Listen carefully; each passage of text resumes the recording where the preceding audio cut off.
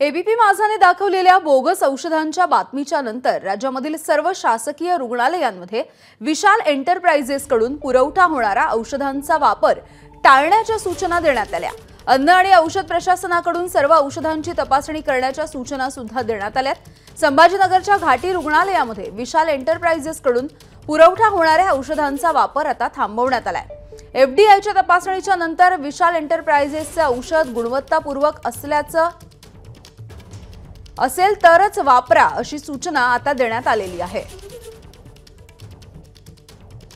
माझ्यासोबत उपसंचालक आहेत, सहसंचालक आहेत डॉक्टर सुकरे सर। मला सांगा की ही नेमकी कंपनी कुठली आहे, कुठे कुठे त्यांनी या ठिकाणी पुरवठा केलेला होता आणि शासनाकडून काय सूचना आहेत? आजच त्याबाबतचे निर्देश आम्हाला प्राप्त झालेले आहेत की या कंपनीनं पुरवठा केलेले कोणतेही औषधी वापरण्यात येऊ नये।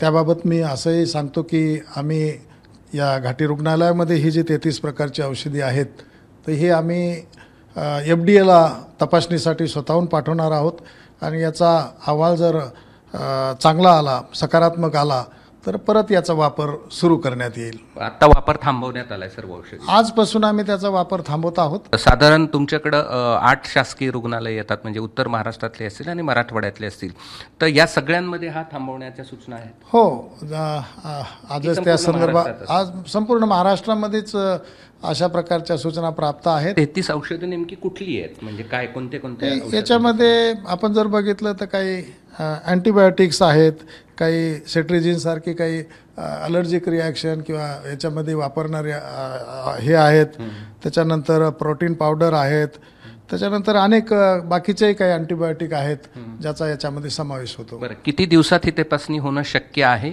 आणि तुम्ही एफडीआयला काय आवाहन करणार आहात? नाही, आम्ही एफडीआयला लगेच उद्यापर्यंत हे सगळं घेऊन जाण्याबाबत त्यांना विनंती करूत आणि त्यांनी शक्यतो जितक्या लवकर याच्या बाबतीत अहवाल देता येईल तो जर दिला तर याच्यामध्ये जे काही शासनाचा निधी खर्च झालेला आहे, औषधी आपल्याकडे येऊन पडलेली आहे तर ती विना वापराची पडू नये आणि त्यामुळे त्यांनी जितक्या लवकर शक्यतोवर 8 दिवस 2 आठवड्याच्या आत ते द्यावं अशी आमची अपेक्षा असेल। कॅमेरामन धनंजय दारुंटेसह मी कृष्णा केंडे, एबीपी माझा, छत्रपती संभाजीनगर। एबीपी माझा, उघडा डोळे बघा नीट।